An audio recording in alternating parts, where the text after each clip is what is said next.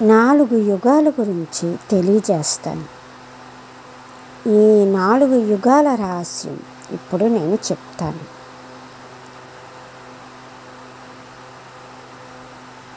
సత్యయుగం, త్రేతాయుగం, ద్వాపరయుగం, కలియుగం. ఓకేనా? ఇప్పుడు ఈ యుగంలో దేనికి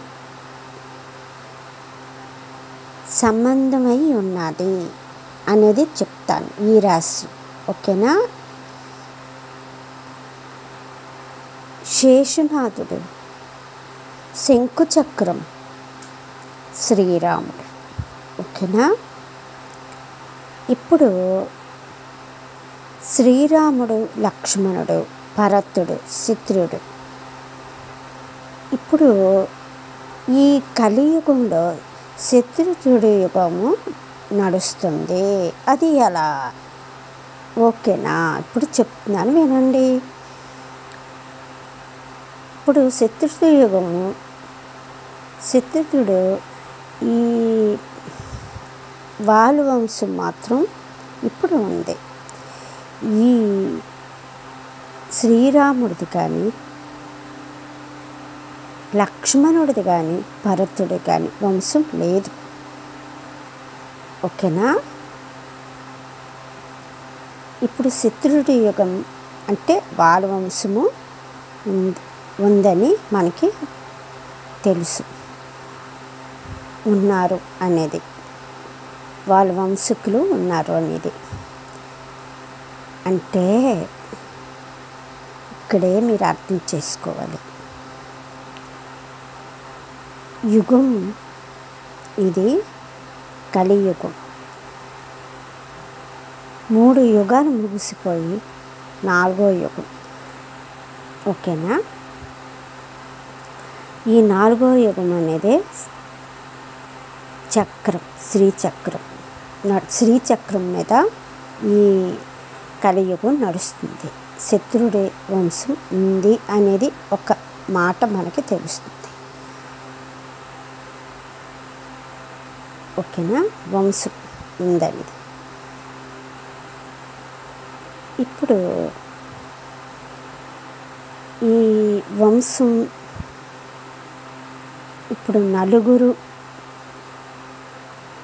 శ్రీరాముడు, లక్ష్మణుడు, భరతుడు, శత్రుడు, 4లోని ఒక్కరి వంశం మాత్రమే ఉంది. అంటే అది కలియుగానికి సంబంధం ఉంది.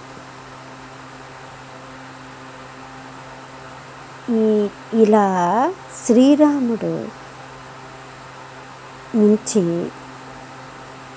అంటే ఆయన మొదట సత్యయుగంలో జన్మించారు. ఆ యుగంలోనే వీళ్ళు జన్మించారు.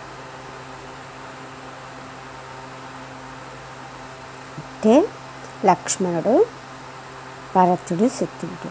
కానీ వాళ్ళు 3 వంశాలు లేవు. ఈ శత్రుడు అనే వంశం మాత్రం ఉంది అనేది. అంటే ఇది 4 యుగాలకి సంబంధం ఉంది. అర్థమైంది కదా? అదనమాట. ఇంకా విజయనగరం పైడిమాంబ అనేది మీ అందరికీ తెలుసు. వాళ్ళ వంశస్థులు ఉన్నారు. అలాగే ఇక్కడ శ్రీరాముడి వంశంలో శత్రుయుడు అనే రాజు, ఆలు వంశం మాత్రమే ఇప్పటికీ ఉంది అనేది మనకి తెలుస్తుంది. కాబట్టి అది వాళ్ళు ఈ శ్రీరాముడు, లక్ష్మణుడు, భరతుడు, శత్రుడు ఈ వీళ్ళు మనందరికీ తెలుసు. శ్రీరాముడు విష్ణువు, ఈ శేషునాథుడు, ఈ లక్ష్మణుడు, శంకు చక్రాలు, భరతుడు, శత్రుడు అనేది లాస్ట్ శత్రువుడి వంశం మాత్రమే ఉంది. అంటే ఈ భరతుడు అనేది శంఖం, శత్రువుడు అనేది చక్రం. ఈ చక్రం ఉందన్నమాట. ఇప్పుడు మనం ఉన్నది ఈ కలియుగంలో చక్రం లాస్ట్. ఓకేనా? 4 యుగాల్లో లాస్ట్ యుగం కలియుగం చక్రం. ఈ 3 ముగిసిపోయాయి అన్నమాట. అర్థమైందా? శ్రీరాముడు యుగాలకి తెలియచేశాడు. మీకు ఇక్కడ ఒకటి చెప్తాను. ఈ మనకి 4 స్తంభాలు మధ్యలోని శివలింగం ఉంటుంది కదా, 3 స్తంభాలు ఇరిగిపోయాయి, 4వ స్తంభం మాత్రమే ఉంది. అది కానీ ఇరిగిపోతే మన కలియుగం అంతమైపోద్ది అని అది చెప్పారు. మనందరికీ తెలుసు. అర్థమైందా? అలాగే ఇప్పుడు మనం ఉన్నది 4వ యుగంలోని. అర్థమైందా? ఈ స్తంభాలు ఇవి శ్రీరాముడు, లక్ష్మణుడు, భరతుడు. ఇప్పుడు శత్రువుడు మాత్రమే ఆ స్తంభం. ఓకేనా? అలాగా తెలియజేసిన ఇదే. ఇప్పుడు మీకు ఒక్కటి చెప్తాను. మధ్యలో శివలింగం ఉంది. ఆ స్తంభాలు 3 స్తంభాలు లేవు, 1 స్తంభమే ఉంది. మధ్యలో శివలింగం ఉంది. శివుడు మూలం.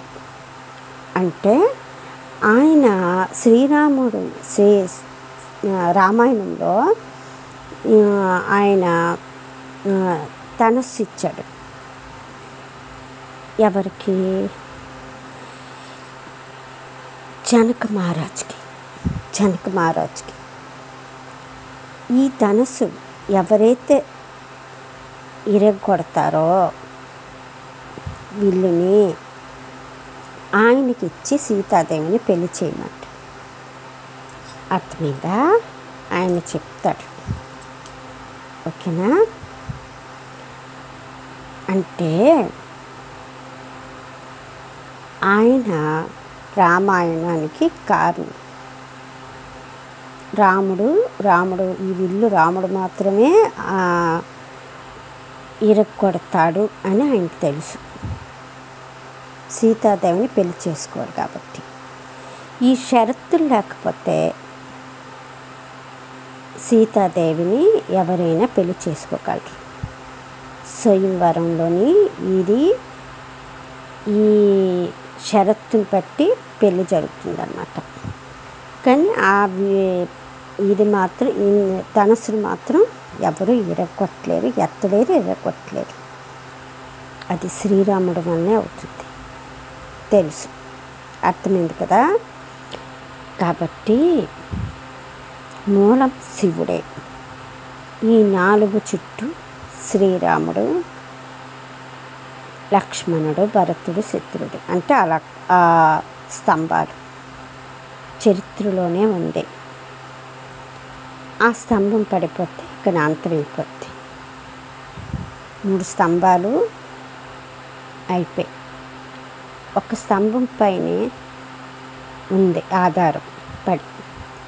అది కానీ విరిగిపోతే పడిపోతుంది, మొత్తం కూలిపోతుంది అన్నమాట. అలాగే యుగం కూలిపోతుంది. అర్థమైంది కదా? శ్రీరాముడికి శివుడికి ఈ యుగం సంబంధం 4 యుగాలు సంబంధించింది చెప్పానన్నమాట. అర్థమైందో అనుకుంటున్నాను.